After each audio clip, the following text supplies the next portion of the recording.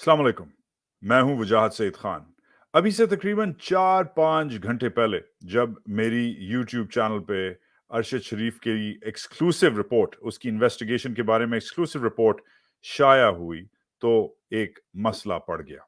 ये report 34 minute की थी, मगर इसमें तकरीबन 24वें मिनट पे मेरी जो नशरियात है यूट्यूब पे जो लाइव जा रही थी, वो डिसरप्ट हो गई। मैंने नोटिस नहीं किया। जब आपके कमेंट्स जो हजारों लोगों ने दिए, आपके कमेंट्स जब मैंने नोटिस करना शुरू किए, जब तक मैं नहीं था, तो समझ आई कि कुछ टेक्निकल मसला हो गया है। मगर ये मसला टेक्निकल नहीं था। जब मैं वापस आया अपने स्टेशन पे, तो नजर आया कि मेरी जो एक्सक्लूसिव रिपोर्ट थी वो जब ऐसे मोड पे थी जब मैं आईबी और एफआईए की जो रिपोर्ट जो शाया हुई है और जो फिर ऑब्वियसली गायब हो गई है, सुप्रीम कोर्ट में दब गई है, और बाकी सारी जो डिटेल्स हैं अरशद के बारे में जो आज एक्सक्लूसिवली मैं दे रहा था, लगा ऐसे है, समझ मुझे अभी तक ये आ रही है कि मेरा जो कंप्यूटर है वो हैक हो गया है। मैंने अपने बैकअप सिस्टम से ये मैसेज आपके लिए लगाया है और पूरी रिपोर्ट फिर से, जो मैंने शुक्र है सेव की हुई थी, आपके लिए इधर दस्तयाब की है। अब उम्मीद है कि इस बार मैंने जो प्रिकॉशंस लिए हैं वो पूरे उतरेंगे और मेरी ये जो रिपोर्ट है ये चलेगी। एक तो शेयर करें, लाइक करें, सब्सक्राइब करें, कमेंट करें। मेरी तरफ से माजरत, मगर हम एज इंडिपेंडेंट जर्नलिस्ट कोशिश करते हैं कि अपने सिस्टम्स सिक्योर रखें ताकि आप तक पूरी हमारी जो रिपोर्टिंग है पहुंच सके। मगर टेक्निकल इश्यूज और सिक्योरिटी इश्यूज भी होते हैं। बहुत सारे लोगों के फोन्स, कंप्यूटर्स हैक होते हैं। मैं कोई अनोखा नहीं हूं इस चक्कर में। मगर अजीब सी बात है कि मेरी रिपोर्ट जब ऐसे मोड पे थी, जब मैंने कुछ ऐसे दस्तावेजात, कुछ ऐसी चीजें रिपोर्ट करना शुरू की, तो मेरी पहली बार ये हुआ है। मेरी जितनी भी दर्जनों वीडियोस अभी तक निकली हैं, तो उसी वक्त ही मेरी रिपोर्ट जो है वो एक अहम वक्त पे कट गई। मैं यूट्यूब से भी इन टच हूं, मैं खुद भी अपने सिस्टम्स के डायग्नोस्टिक्स कर रहा हूं, मगर क्लियरली मेरा जो सिस्टम है वो कॉम्प्रोमाइज हो चुका है and I am trying to fix it. मेरी तरफ से माजरत।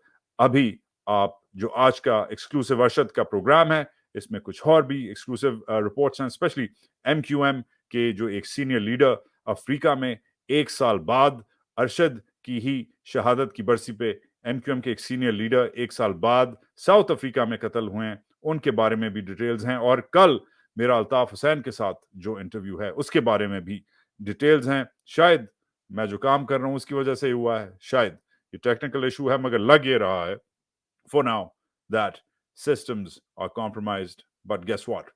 I'm not. Anyways, enjoy the show and apologies for the inconvenience of the last show being disrupted. But no more.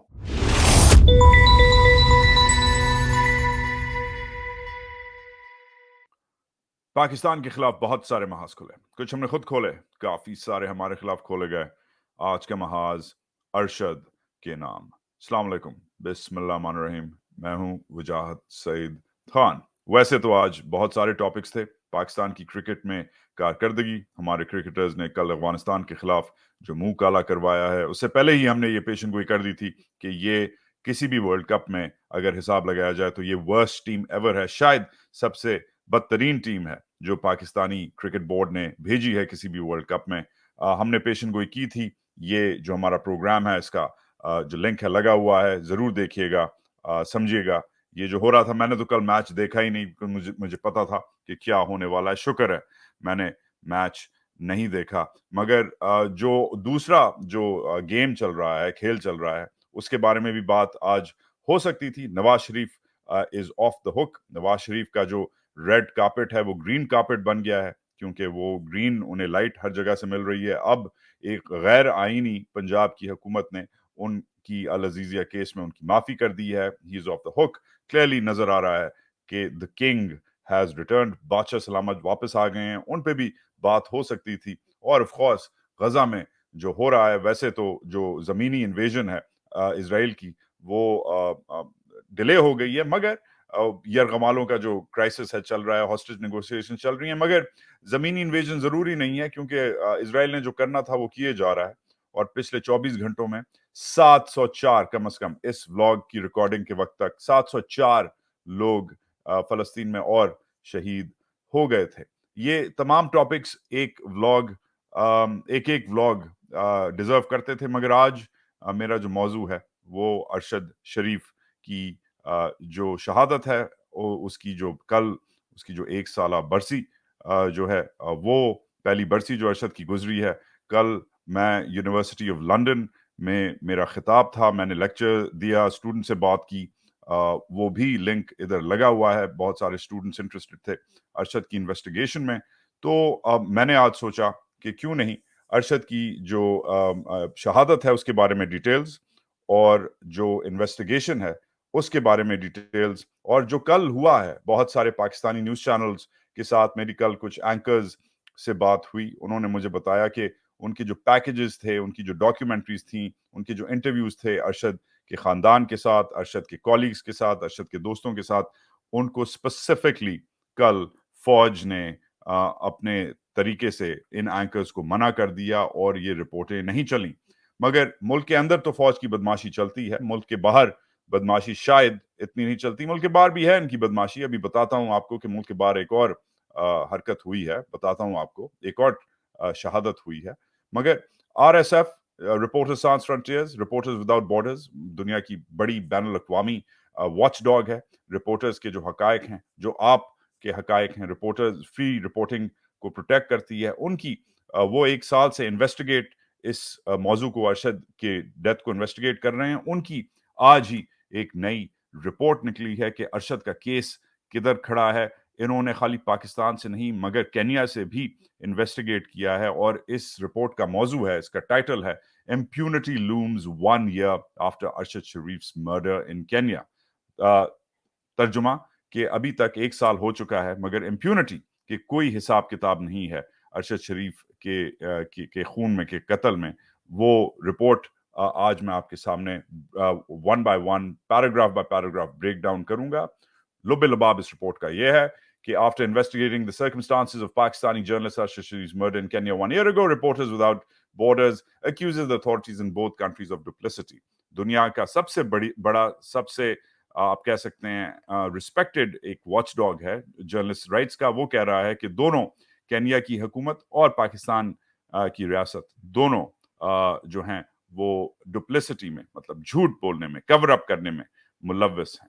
इस रिपोर्ट को मैं ब्रेक डाउन करूंगा। Before we start, share, like, subscribe, comment, support independent journalism. Show के आखिर में एक और detail, एक इन्वेस्टिगेशन तो अभी तक नहीं शुरू हुई, मगर कल ही अजीब सी बात है कि अरशद की बरसी के मौके पे एक और कत्ल हुआ। ये भी अफ्रीका में हुआ। ये कत्ल मोहम्मद यूसुफ का हुआ। ये एमक्यूएम की कोऑर्डिनेशन कमेटी के मेंबर थे।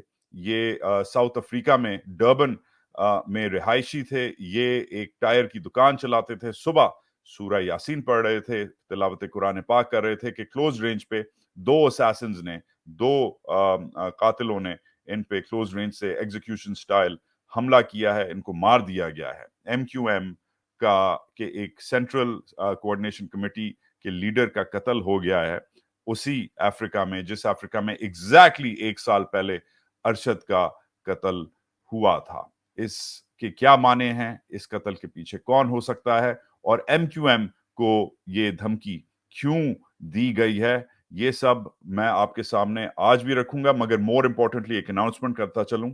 एमक्यूएम के कायद अल्ताफ हुसैन जी, अल्ताफ हुसैन साहब, जो इधर लंदन में तकरीबन 31 साल से रिहायशी हैं, इधर पनाह लेने आए थे, 31 साल से पाकिस्तान नहीं आए। उनके साथ भी माइनस फॉर्मूला हुआ है, -1 फॉर्मूला, जो हमने देखा माजी में, हाल में इमरान खान के साथ हुआ, माजी में कितने और लोगों के साथ हुआ। नवाज शरीफ को भी माइनस करने की कोशिश की, वापस बुला लिया गया। आसिफ जरदारी को भी माइनस करने की कोशिश की, वापस उनको आमद दी। इमरान खान आजकल इस माइनस में मुब्तला है, मगर अल्ताफ हुसैन 31 साल से माइनस अल्ताफ फॉर्मूला का शिकार है। कॉन्ट्रोवर्शियल फिगर हैं, कुछ लोग उनको जानते हैं, कुछ लोग उनको मानते हैं, कुछ लोग उनको पसंद करते हैं, कुछ लोग उनको पसंद नहीं करते। मगर इसमें कोई शक नहीं है कि अल्ताफ हुसैन आज भी पाकिस्तानी सियासत का एक हिस्सा है। और कल मैं ये फख्र से कह सकता हूं कि मेरा एक्सक्लूसिव इंटरव्यू कल इंशाल्लाह पाकिस्तान की रात 9 बजे, इंग्लैंड की दोपहर 5 बजे, अमेरिका की दोपहर 1 बजे یہ انٹرویو جو ہے یہ شائع ہوگا. سوری، امریکہ کی دوپہر 12 بجے یہ انٹرویو شائع ہوگا. لائیو میں کروں گا، ریکارڈڈ نہیں کروں گا. آپ کے اگر سوالات ہیں ضرور بھیجیے گا. کل وجاہت سعید خان کا الطاف حسین کے ساتھ 1-on-1 انٹرویو انگلینڈ سے، ایج ویس سے، براہ راست ملاحظہ کیجیے گا. Anyways let's begin. Report پہ چلتے ہیں. سمری رپورٹ کی پہلے پڑھ دوں تاکہ آپ کو سمجھ آ جائے کہ دنیا کا سب سے بڑا جرنلسٹ واچ ڈاگ کیا کہہ رہا ہے پاکستانیوں اور کینینز کے بارے میں. With opaque or misleading investigations, a lack of cooperation and failure to arrest suspects, everyone is trying to protect their interests at the expense of the truth about Sharif's death and justice for his family. مطلب کہ یہ جو investigations ہیں ابھی تک جو ہوئی ہیں دونوں حکومتوں کی وجہ سے وہ مسلیڈنگ ہیں، جھوٹی ہیں، ڈرامچی ہیں، اور دونوں حکومتیں اپنے جو اثاثے ہیں، اپنی جو اگر وہ ملوث ہیں اس کو اپنے ٹریل کو کور کر رہی ہیں.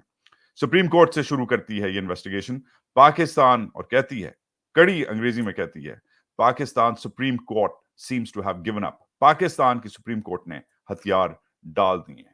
کہتی ہے after quickly taking responsibility for the Pakistani side of the investigation into Arshad Sharif's murder in Kenya on 23rd October 2022, in order to facilitate a case made complex by its transnational nature, Pakistan's highest court has not held a single hearing since June 3rd. یہ بہت بڑی hearing تھی، اس میں international ٹرانسنیشنل جو تھے connections تھے، مگر 3 جون سے آج 24 اکتوبر ہو گئی ہے. جون، جولائی، اگست، سپٹمبر، اکتوبر، 5.5 مہینے ہو گئے ہیں. 3 جون سے پاکستان کا سپریم کورٹ چپ ہے اس انویسٹیگیشن کے بارے میں. Officially, the lack of mutual legal assistance agreement between the two countries is the cause of the blockage. Officially کہا جاتا ہے کہ بھائی وہ کینیا سے ہمارا کوئی تعلق نہیں ہے. Legally speaking تو بڑا مشکل ہے کہ یہ کیس آگے چلے. کینیا بھی اس طرف سے وہ بھی ڈھیٹ بنا ہوا ہے، اس نے بھی کوئی پاکستان کو ثوابت اپنی طرف سے اپنی انویسٹیگیشن کے نہیں بھیجے. یہ تو آفیشلی جو ہے دونوں جو حکومتیں کہہ رہی ہیں یہ آفیشلی سٹانس ہے. ان آفیشلی کیا سٹانس ہے یہ آر ایس ایف رپورٹ کرتا ہے، اور ایک سینئر ذرائع کے مطابق کرتا ہے کہ the situation benefits both countries. یہ سینئر ذرائع آر ایس ایف کو بتاتا ہے کہ یہ دونوں جو ممالک ہیں یہ دونوں لیک آف انویسٹیگیشن سے، انویسٹیگیشن کو بند کرنے سے یہ دونوں کا فائدہ ہوتا ہے. neither of whom is really willing to get bottom of this. دونوں ممالک ہیں وہ اس انویسٹیگیشن کو ختم نہیں کرنا چاہ رہے، اس کو ریزالو نہیں کرنا چاہ رہے. پھر کہتا ہے during the past year various investigations have been marked by opaqueness. کافی ساری الگ الگ قسم کی انویسٹیگیشنز دونوں ممالک میں ہوئی ہیں، مگر پھر آر ایس ایف کہتا ہے کہ there have been crude attempts to stare them down false paths. یہ جھوٹی انویسٹیگیشنز لی گئی ہیں، جھوٹی ڈیٹا، جھوٹی انفارمیشن فراہم کی گئی ہے تاکہ انویسٹیگیشن ختم نہ ہو. آر ایس ایف یہ کہہ رہا ہے دونوں پاکستان اور کینیا کی حکومتوں کے بارے میں. A year after Arshad's murder, no suspect has been arrested. کوئی اریسٹ نہیں ہوا. No instigator has been identified. کسی نے جو بھی کنسپیریٹر تھا، جو بھی اس کے پیچھے تھا، وہ بھی ایک نام بھی ابھی تک آگے نہیں آیا. آر ایس ایف کہتا ہے Kenya is protecting its police officers. وہ اپنے پولیس والوں کو پروٹیکٹ کر رہے ہیں اور ڈیلیبریٹلی اسٹیئر کلیئر کر رہے ہیں کہ ان کی سیکیورٹی سروسز انوالو نہیں تھیں.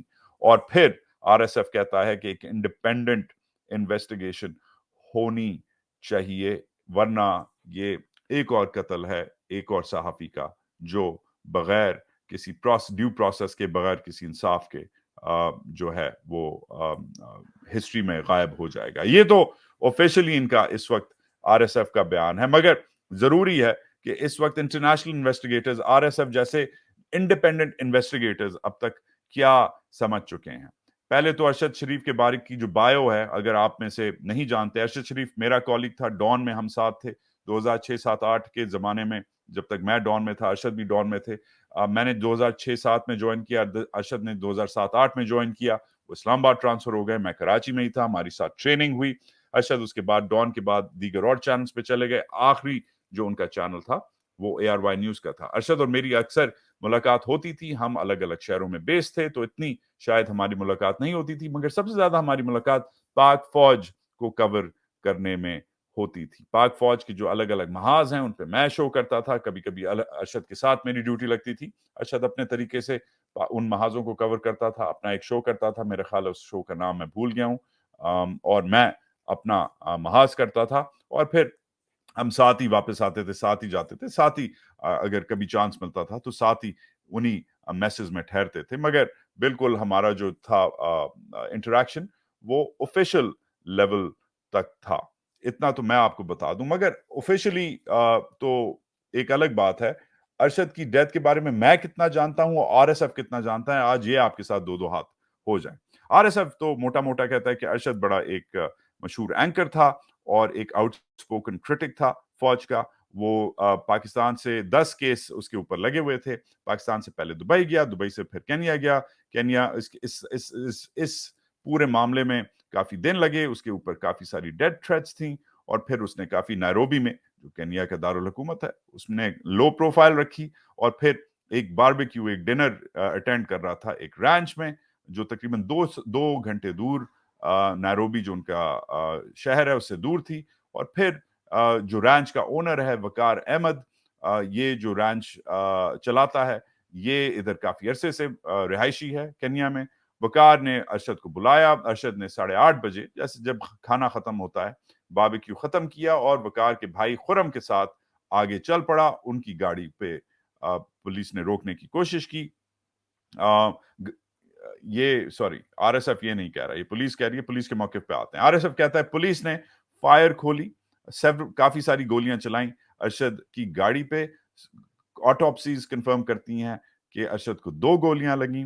اچھا, اب یہ آر ایس ایف ادھر اپنی رپورٹ روک دیتا ہے. اب اس رپورٹ پہ ہم پھر میرے طریقے سے چلتے ہیں. یس, ارشد کے خلاف جو ہے بہت ساری ایف آئی آرز تھیں. یس, ارشد نے پاکستان چھوڑا, کدھر سے چھوڑا آج اس پہ بات کرتے ہیں. ارشد بقول میری رپورٹ کے, میری سورسز کے, ارشد نے پشاور سے پاکستان چھوڑا. پشاور میں کوئی ارشد کا لینا دینا نہیں تھا. پشاور ارشد کیوں گیا لوگ کہہ رہے ہیں, اور اب اس بات کی کنفرمیشن آئی ہے. اس زمانے میں پشاور کا جو کور تھا, پشاور کے کور کمانڈر کا نام لیفٹیننٹ جنرل فیض حمید تھا, اور میری اطلاع کے مطابق لیفٹیننٹ جنرل فیض حمید نے ارشد کو پشاور سے باہر نکالا. اور میری اطلاع کے مطابق لیفٹیننٹ جنرل فیض حمید جو کور کمانڈر پشاور تھے, ان کے ایک سٹاف افسر نے ارشد کو دبئی میں ریسیو کیا. دبئی میں کچھ دن اسے پٹ اپ کیا, مگر پھر اسی بندے نے ایڈوائز کی ارشد کو کہ آپ ادھر سے پھوٹ لو, آپ ادھر سے نکلو, آپ کا ادھر ریکال نوٹس آ گیا ہے, آپ کو آپ کے پیچھے اماراتی جو اتھارٹیز ہیں وہ بھی چاہ رہی ہیں کہ آپ نکل جائیں. ارشد کو پھر ہینڈ اوور کیا گیا اے آر وائی نیوز کے ایک عہدیدار کی طرف سے. یہ وہ عہدیدار نہیں ہیں جن کے اوپر کیس چلا, یہ ان سے ایک جونیئر عہدیدار ہیں. اس عہدیدار نے ارشد کو آگے کیا, کینیا میں وقار احمد کے پاس سونپا, اور وقار احمد کی کسٹڈی میں وقار احمد ان کے ہینڈلر بن گئے. اور پھر ارشد کافی دن وقار احمد اور خرم احمد, یہ جو 2 بھائی ہیں, ان کے ساتھ رہے. اس سب میں کلیئرلی کہا جا سکتا ہے کہ کم از کم پاکستان سے دبئی اور پھر دبئی سے کینیا تک جو لیفٹیننٹ جنرل فیض حمید ہیں, جن کے سٹاف افسر اور وہ خود انوالو تھے کسی نہ کسی ڈائریکٹ یا انڈائریکٹ حد تک.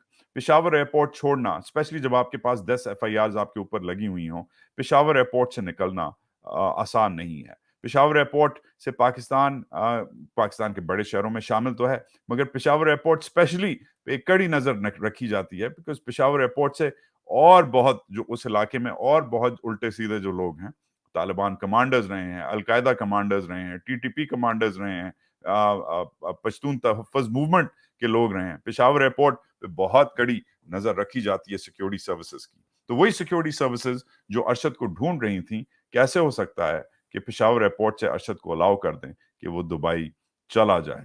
یہ جو ارشد کا ایگزٹ ہے, اس میں اب کلیرٹی آ گئی ہے کہ لیفٹیننٹ جنرل فیض حمید پشاور کور کے لوگ انوالوڈ تھے. ارشد کینٹ سے, پشاور کینٹ سے نکلا, اس کو اسکورٹ کر کے پاکستان سے نکالا گیا. the rest is history. ادھر تک تو ہمیں بات سمجھ آتی ہے, مگر اب چلتے ہیں کہ آن دا گراؤنڈ کیا ہوا. آن دا گراؤنڈ جناب اب جو آفیشیل رپورٹس آ گئی ہیں, کم از کم اب آفیشیل رپورٹس پھر بھی میں کہوں گا جو کینیا کی آفیشیل رپورٹس ہیں انہیں سامنے رکھیں گے, جو پاکستان کی آفیشیل رپورٹس ہیں ان کو سامنے رکھیں گے, اور پھر آر ایس ایف کی جو انڈیپینڈنٹ رپورٹ ہے جو بالکل بیچ میں کوشش کرتی ہے کہ اس کا جھوٹ اور اس کا جھوٹ پکڑے اور اپنا آپ کو بتائے, اس کے بارے میں بات کرتے ہیں. اب کینیا کہتا ہے کہ پہلے تو کینین اتھارٹیز نے کہا کہ کیس آف مسٹیکن آئیڈینٹی تھی, ہم نے روڈ بلاک لگایا اور روڈ بلاک لگا کے ہم نے شوٹنگ کی. اب اس سب میں مسٹیکن آئیڈینٹی کیا ہوتی ہے کہ ہم سمجھے کہ کسی اور, وہ ایک چوری ہوئی گاڑی میں آ رہا تھا. اچھا, ایک تو جو چوری ہوئی گاڑی جو بتاتے ہیں وہ ایک مرسیڈیز اسپرنٹر 311 CDI تھی, وائٹ کلر کی. ارشد اس گاڑی میں نہیں تھا, یہ ایک وین تھی. ارشد ایک لینڈ کروزر میں تھا. ایک تو یہ واضح فرق ہے کہ ایک مرسیڈیز اور ایک لینڈ کروزر میں, ایک بچہ بھی آپ کو 5-10 سال کا 10 سال کا بھی شاید بچہ بتا سکتا ہے کہ ایک وائٹ وین آ رہی ہے ورسز ایک لینڈ کروزر آ رہی ہے, بالکل فرق ہے. مرسیڈیز اور ٹویوٹا کا کوئی لینا دینا نہیں ہے کسی بھی طریقے سے. ایک فراری اور ایک لیمبورگینی اگر آئے فار ایگزامپل تو فرق شاید نظر آتا ہے. ایون اگر ایک ٹویوٹا کرولا اور ایک ہونڈا سیوک اگر نظر آئے تو شاید ایک عام آدمی شاید کنفیوز ہو جائے, مگر ایک بالکل الگ گاڑی, ایک بالکل الگ میک کی, بالکل الگ ساخت کی گاڑی اگر آپ کنفیوز ہوں, ایک تو یہ مسئلہ ہے. دوسرا جو یہ روڈ بلاک والی سٹوری ہے جدھر وہ کہہ رہے ہیں کہ ہم نے شوٹنگ کی, ادھر کوئی روڈ بلاک کی کوئی ثوابت نہیں ہے کہ ادھر روڈ بلاک لگا ہوا تھا. اچھا, پھر ایک اور چیز ہے کہ یہ کہتے ہیں کہ یہ جس جگہ جا رہے تھے, یہ کہہ رہے ہیں کہ ویسے تو ارشد نیروبی واپس جا رہا تھا مگر گاڑی تو نیروبی سے آ رہی تھی, جس گاڑی کی کھوج کر رہے تھے. تو آر ایس ایف اپنی رپورٹ میں کہتا ہے کہ اس میں بھی کوئی کریڈیبلٹی نہیں ہے, کوئی سچ نہیں ہے, کیونکہ گاڑی جدھر سے چوری ہوئی ہے ادھر تھوڑی واپس جائے گی, گاڑی تو ادھر سے نکلے گی. تو یہ بھی کینیا کی جو پولیس رپورٹ ہے اس میں جھوٹ نظر آتا ہے. اب جیسے پاکستان میں بھی انویسٹیگیٹو اتھارٹیز ہیں, کینیا میں بھی ہیں, انہوں نے انویسٹیگیٹ کیا. اس اتھارٹی کا نام انڈیپینڈنٹ پولیس اوورسائٹ اتھارٹی ہے, IPOA. انہوں نے, یہ پولیس کی پولیس ہیں, آپ کہہ سکتے ہیں انٹرنل انویسٹیگیشنز برانچ ہے, یہ ان کی انٹرنل افیئرز برانچ ہے. انہوں نے جناب شروع کیا کام. اس رپورٹ انہوں نے ایک رپورٹ شائع کی, وہ رپورٹ ابھی تک چھپی نہیں ہے, وہ رپورٹ ابھی تک وہ رپورٹ دبا دی گئی ہے, مگر جن لوگوں نے وہ رپورٹ دیکھی ہے آر ایس ایف کے, وہ ہمیں بتاتے ہیں, دس از ریئلی امپورٹنٹ. وہ کہتے ہیں کہ وہ جو پولیس سٹیٹمنٹ ہے, کہ جو پولیس آفیسرز جو اپنی سٹیٹمنٹس میں کہہ رہے تھے, انہوں نے بھی اپنے رسپانسز انویسٹیگیشن کے دوران بدلے ہیں. گاڑی میں کچھ نہیں تھا جو بتا سکے کہ ارشد کی طرف سے گاڑی سے فائرنگ ہوئی ہے. ایک تو یہ انہوں نے, ایک اور پہلے انہوں نے کہا مسٹیکن آئیڈینٹی, پھر انہوں نے کہا کہ ارشد کی گاڑی سے فائرنگ ہوئی, پھر انہوں نے کہا کہ ارشد کی گاڑی میں کوئی ہمیں خول نہیں ملے, کوئی بھی کارٹریجز نہیں ملے, پھر انہوں نے اپنے کارٹریجز اٹھا کے غائب کر دیے, حالانکہ پولیس کبھی اپنے کارٹریجز نہیں اٹھاتی. وہ پولیس ہے, اسے چھپانے کی کچھ ضرورت نہیں ہے. اس کو آر ایس ایف سسپیشس کہتا ہے کہ یہ غلط ہوا ہے. یہ جو رپورٹ ہے خود ان کی, یہ رپورٹ اب IPOA کی, کینینز کی رپورٹ بند ہو گئی ہے, اور انویسٹیگیشن جو کینیا میں ہے اس رپورٹ کے بعد بند ہو گئی ہے. یہ جو فائل ہے, یہ جو کیس فائل ہے, یہ دب گئی ہے. مگر اس سال 6 مہینے پہلے مارچ میں 2023 مارچ میں کہا جاتا ہے, یہ IPOA والے بتاتے ہیں جنہوں نے رپورٹ لکھی ہے آر ایس ایف کو, کہ it is likely that our recommendations will include sanctions and prosecution. ہم نے جو تجاوزات دیے ہیں کینین حکومت کو, اس میں ان پولیس والوں کے خلاف کیس کھولنے کے تجاوزات دیے ہیں, مگر کوئی کیس ابھی تک نہیں کھولا. اور جو پولیس والے ہیں آر ایس ایف کہتی ہے وہ دھن دناتے ہوئے پھر رہے ہیں اور پھر سے ان سروس میں ہیں. اب یہ تو رہی کینیا کی کہانی. کینیا کا آپ نے سن لیا, کینیا نے کیس دبا دیا, پولیس والے جو ہیں دھن دناتے ہوئے پھر رہے ہیں, ان کی جو فائل ہے وہ دب گئی ہے, بند ہو گئی ہے, ان کی انویسٹیگیشن ختم ہو گئی ہے, اور آر ایس ایف کہہ رہا ہے کہ ان کی جو باتیں ہیں وہ دوغلی ہیں, کبھی ایک بات کرتے ہیں کبھی دوسری بات کرتے ہیں. یہ تو کینیا کی طرف سے ہے. پاکستان کی طرف سے کیا ہے یہ بھی سن لیں. پاکستان کا انویسٹیگیشن جو ہے وہ بھی ہم نے جیسے سنا 6 جون سے لے کر آج تک سپریم کورٹ تو بند ہے, مگر اس سے پہلے انویسٹیگیشن ضرور ہوئی تھی. اس انویسٹیگیشن میں ایک تو جوائنٹ انویسٹیگیشن ٹیم گئی تھی, اس میں ایک FIA کے اور ایک IB کے افسر تھے. یہ جو دونوں افسر ہیں اس میں کم از کم ایک افسر کو سسپینڈ کر دیا گیا ہے. اس کے علاوہ ان افسروں نے لکھا کیا؟ ان افسروں نے ایک 600 پیج لمبی ایک رپورٹ لکھی. اس رپورٹ میں انہوں نے کینیا کی انویسٹیگیشن کی تنقید کی. تنقید کے علاوہ انہوں نے ریزنز دیے کہ کیا ہو سکتا تھا. ایک ریزن انہوں نے ضرور دیا کہ یہ اس میں ٹرانس نیشنل ایک کیریکٹر ہے, مطلب ایک بین الاقوامی ایک کنیکشن ہے. یہ خالی کنیا کے اندر کا معاملہ نہیں ہے, بین الاقوامی کنیکشن ہے, مطلب کہ اس میں ٹرانس نیشنل, مطلب کہ پاکستان بھی اس میں پوٹینشلی انوالوڈ ہے. اس نے ڈسمس کیا اس وقت کینیا کی پولیس جو کہہ رہی تھی, پاکستانیوں نے خود پاکستان کے ایف آئی اے اور پاکستان کے آئی بی کے افسر نے ریجیکٹ کیا کہ یہ جو مسٹیکن آئیڈینٹی ہے, کہ غلط شناخت والا جو کیس ہے جو آر ایس ایف بھی ریجیکٹ کر رہا ہے, ایک تو یہ بکواس ہے. یہ خود پاکستان کے پولیس آفیسرز, پاکستان کے آئی بی اور ایف آئی اے کے آفیسرز کہہ رہے ہیں. پھر کہہ رہے ہیں, انہوں نے کہا بریفلی کہ پاکستان کی سیکیورٹی سروسز بھی شاید انوالو ہو سکتی ہیں. اس سے زیادہ بات نہیں ہوئی, مگر جو پرسن آف کیریکٹر تھا, جو وقار احمد صاحب تھا, ان کو ایک کی فگر, ایک امپورٹنٹ بندہ جو کہہ سکتے ہیں آپ, ان کو اس پوری انویسٹیگیشن میں ڈالا, کیونکہ اس کے جو کنیکشنز ہیں پاکستان کی انٹیلیجنس سروسز کے ساتھ, باقیوں کے ساتھ, وہ بہت انٹرسٹنگ ہیں. مگر ان کا کوئی موٹیو نہیں بتایا کہ بھئی اگر وہ ہے, وقار احمد فرض کریں ملوث ہے, وہ کیوں ملوث ہے؟ اس کی کوئی دشمنی ہے ارشد سے, اس نے کوئی پیسے لیے ہیں کسی سے, اسے کہیں سے پریشر ہے, وہ کیوں ملوث ہے؟ وقار احمد آج کدھر ہے؟ وقار احمد کا بھائی خرم احمد آج کدھر ہے؟ یہ ابھی تک کینیا میں ہیں, ابھی تک پروٹیکٹڈ ہیں, انہوں نے کسی کو انٹرویو نہیں دیا, کسی سے ان کی ایکسس نہیں ہے.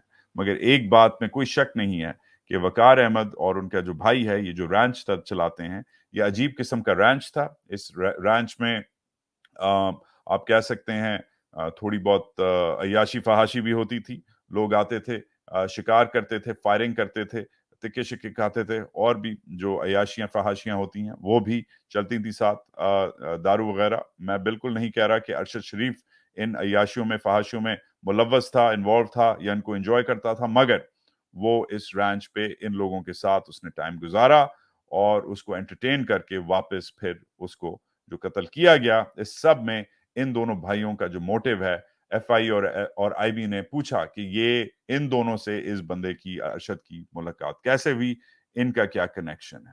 یہ جو رپورٹ ہے اس کی فارورڈ موومنٹ نہیں آئی. پھر سے آپ کو ریمائنڈ کراتا چلوں, کم از کم ایک جو انویسٹیگیٹر ہے اس کو او ایس ڈی کر دیا گیا ہے, سسپینڈڈ فرام ڈیوٹی کر دیا گیا ہے.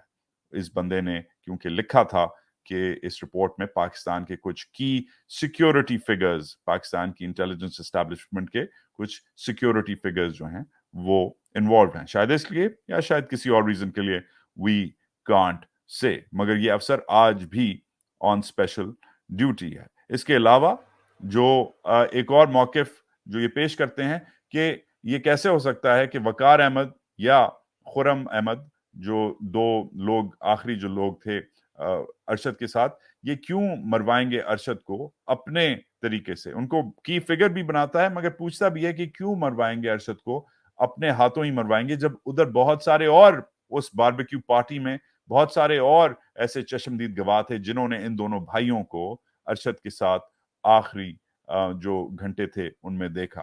obviously جس کے ساتھ آپ ایک اپنا, اگر اللہ نہ کرے کہ آپ کا کوئی دوست یا احباب کوئی قتل ہو, مگر اس کے ساتھ جو آخری لوگ ہوتے ہیں ادھر سے ہی انویسٹیگیشن شروع ہوتی ہے. تو وہ جو ہے ہماری جو آئی بی ایف آئی اے والے جو آفیسرز ہیں, وہ کہتے ہیں کہ یہ لوگ ان اے وے یس انوالوڈ ہیں, مگر یہ کیوں قتل کریں گے, ان کا سبب کیا ہے, موٹیو کیا ہے. اور ادھر جو ہے یہ انویسٹیگیشن یہ ختم ہو جاتی ہے, اسپیشلی جب خود انہوں نے تصویریں لیں اور سوشل میڈیا وغیرہ پہ اناؤنس کی, لگائیں, واٹس ایپ وغیرہ پہ دوستوں کو بھیجیں کہ ارشد قتل ہو گیا ہے. کیونکہ لگ رہا ہے کہ کم از کم ایک بھائی جو تھا وہ شاکڈ خود تھا, وہ خود گاڑی میں اس وقت تھا. یہ تو جناب انویسٹیگیشن جو رپورٹ ہے ادھر ختم ہوتی ہے. مگر اب لب لباب کیا ہے, آگے کیا ہونا ہے؟ ایٹ دس سٹیج کہتا ہے آر ایس ایف کہ ان لائکلی ہے, نہیں ہونا کہ انویسٹیگیشن یا پاکستان یا کینیا میں یہ انویسٹیگیشن چلے گی. ان لائکلی کہہ دیا ہے دنیا کے سب سے بڑے واچ ڈاگ نے. ساتھ ساتھ کہا ہے کہ جو پاکستان کا میں جو کیس چل رہا ہے, The lawyer representing Sharif's wife is now asking the UN to support his attempt to force Kenya to cooperate more effectively with Pakistan. Arshad शरीफ की फैमिली के लॉयर, अरशद शरीफ की बेगम के लॉयर ने अक़वाम मुत्तहिदा से मदद मांगी है, मगर जो पाकिस्तान की प्रोसिक्यूशन है, जिसने सपोर्ट करना है इस सबको, जो रियासती जो वकील है, वो कह रहा है कि करोड़ों डॉलर लगेंगे, हम अक़वाम मुत्तहिदा के लॉयर को पैसे नहीं दे सकते। ये झूठ है, RSF कहता है, क्योंकि अब अरशद शरीफ की जो बेवा हैं, उन्होंने अपने वकील के जरिए केन्या में एक वकील जो है वो हायर किया है, ताकि अगर पाकिस्तान से ये केस ना चले तो कम से कम केन्या से ये केस चले। 1 साल हो गया है। दोस्त नहीं था मेरा वो, मैं क्लेम नहीं करूंगा, कॉलीग था। और यस, हम कंपेटिटर्स थे। एक जर्नलिस्ट दूसरे जर्नलिस्ट का नेचुरली कंपेटिटर होता है, एक ही कहानी हम कर रहे होते हैं, कौन पहले पहुंचेगा कहानी, कौन ब्रेक पहले करता है। कहते हैं कि they are no friends in journalism, सही कहते हैं। यस, पर्सनल रिलेशनशिप्स होती हैं, मगर अगर आप एक ही कहानी चेज कर रहे हो तो जो आपका दोस्त है वो भी आपका शायद कंपेटिटर बन जाता है। और यस, मैं और अरशद कॉलीग्स थे और कंपेटिटर्स थे। मौक़िफ़ हमारा बिल्कुल अलग था। कभी कभी हम एक चीज पे एग्री करते थे, कभी नहीं करते थे, मगर कभी किसी तरीके से ना पर्सनली, ना प्रोफेशनली, ना सोशल मीडिया पे गाली गलौज, ना कोई और हमारी हुई। स्टिल जो हुआ है 1 साल पहले, वो पूरी दुनिया में जितने भी पाकिस्तानी जर्नलिस्ट हैं, थिंकर्स हैं, एक्टिविस्ट हैं, उनके लिए एक मैसेज है। मगर ये मैसेज आज फिर से दोहराया गया है। फिर से एक दो नामालूम अफराद ने साउथ अफ्रीका में अरशद शरीफ की बरसी पे, अरशद शरीफ केन्या में कत्ल किए गए, मगर अब साउथ अफ्रीका में डर्बन के शहर में मोहम्मद यूसुफ, MQM के एक लीडर, जो ऑफ कोर्स साउथ अफ्रीका में इसलिए थे क्योंकि जिन दिनों में MQM के ऊपर क्रैकडाउन हुआ था, हकीकी वाले दिनों में 90s में ये उधर चले गए थे साउथ अफ्रीका में। MQM के बहुत सारे जो नुमाइंदे हैं, मेंबर्स हैं, लीडर्स हैं, वो दुनिया के अलग अलग ममालिक में चले गए। कोई बेल्जियम चला गया, कोई मलेशिया चला गया, कोई साउथ अफ्रीका चला गया, अल्ताफ हुसैन खुद लंदन आ गए। ये कहानी आपको पता है, मगर आपको ये नहीं पता कि एग्जैक्टली 1 साल बाद कल सुबह, जब मोहम्मद यूसुफ MQM के सेंट्रल कोऑर्डिनेशन कमेटी के वो मेंबर हैं, सुबह सूरह यासीन पढ़ रहे थे, अपनी टायर की दुकान चलाते थे वो डर्बन में। सुबह 8, साढ़े 8 बजे दो नामालूम अफराद ने आके क्लोज रेंज पे वैसे ही उनको कत्ल किया, एग्जीक्यूशन स्टाइल, इधर इधर गोलियां लगी। ये क्या हो रहा है? इसके पीछे कौन है? यस, MQM कहीं से दूध में नहीं धुली हुई, मगर ये जो इंटरनेशनल असैसिनेशन प्रोग्राम आप कह सकते हैं शुरू हो गया है। एक जमाने में मैंने मेरा जो आखिरी शायद इंटरव्यू था, यस, परवेज मुशर्रफ के साथ, मैंने उनसे पूछा और मैं समझ रहा था कि उन्होंने मजाक किया कि हमें एक इंटरनेशनल असैसिनेशन प्रोग्राम चलाना चाहिए जैसे इजरायली चलाते हैं, मुझे मुशर्रफ ने कहा। मैं हंसने लग गया शर्मिंदगी में। बहुत सारे लोगों ने एंजॉय किया ये प्रोग्राम, बहुत सारे लोगों ने मेरा मजाक उड़ाया, तुम कैसे हंस रहे हो? क्योंकि मुझे यकीन नहीं आ रहा था कि पाकिस्तान का एक साबिक सदर, एक फॉर्मर मिलिट्री ऑफिसर ये कह रहा है। मगर शायद मुशर्रफ की बातों में कुछ सच था, क्योंकि उस इंटरव्यू के 1-2 साल बाद ही हमने देखा हॉलैंड में, स्वीडन में, कनाडा में और अब इधर अफ्रीका में अजीब और गरीब किस्म के हिट प्रोग्राम्स शुरू हो गए। पाकिस्तान इसमें अकेला नहीं है। अगर पाकिस्तान की रियासत इसमें इन्वॉल्व है तो गेस व्हाट, और रियासतें भी इन्वॉल्व हैं। सऊदी अरब, हमारा सो कॉल्ड इत्तेहादी भाई, उसने अपने एक जर्नलिस्ट जमाल खशोगी को टर्की में एम्बेसी में बुला के कत्ल कर दिया था, उसके टोटे कर दिए थे। हिंदुस्तान ने बकौल कैनेडियन गवर्नमेंट एक सिख डिसिडेंट को 2-3 महीने पहले ही मरवा दिया। इसकी जो दस्तावेजात हैं, एविडेंस है, वो हिंदुस्तान को पेश की गई है, कैनेडियंस ने शेयर की है। मगर ये जो अलग अलग हुकूमतें हैं, ये मुआहदे कर लेती हैं, चुप हो जाती हैं। आज कनाडा भी चुप हो गया हिंदुस्तान के बनिस्बत, आज टर्की और अमेरिका भी चुप हो गए हैं सऊदी अरब के बनिस्बत। टर्की में कत्ल हुआ और वो जो जमाल खशोगी जो जर्नलिस्ट था वो अमरीकी ग्रीन कार्ड होल्डर था, इसलिए वो अमरीकी उसे समझा जाता है। परमानेंट रेजिडेंट था या नेशनल था, आई डोंट रिमेंबर। मगर ये जो हुकूमतें हैं इस खत्ते की, चाहे वो सऊदी अरब हो, चाहे वो हिंदुस्तान हो और शायद वो पाकिस्तान हो, वो आपको, मुझे कुछ नहीं समझती। हम जिधर भी बैठे हों, हम जो भी करते हों, हम टायर की दुकान चलाते हों या हम वॉशिंगटन पोस्ट में कॉलम लिखते हों या हम ARY में शो करते हों या हम कोई सिख गुरुद्वारा चलाते हों, क्या हो रहा है इंसानी हकूक को? It's a difficult question. Anyways, इजाजत दें, अपना ख्याल रखें, शेयर, लाइक, सब्सक्राइब करें। कल मेरा जो अल्ताफ हुसैन साहब के साथ इंटरव्यू है उसके लिए प्लीज अपने सवालात भेजें एंड एक इम्पॉर्टेंट इंटरव्यू है, मुझे आपकी की मदद, आपके सवालात, आपकी एडवाइस की जरूरत है। मैं पहली बार जिंदगी में अल्ताफ हुसैन साहब से मिल रहा हूँ। ऑब्वियसली छोटा था जब वो जिला वतन हुए थे और उन्होंने अमरीका इधर इंग्लैंड में आके पनाह ली थी, मगर अल्ताफ हुसैन का इंटरव्यू करना मेरे लिए एक प्रोफेशनल एजाज की बात है। I am looking forward to it. Controversial character हैं कुछ लोग, मुझे पता है आप में से कहेंगे कि मैं क्यों इंटरव्यू कर रहा हूं।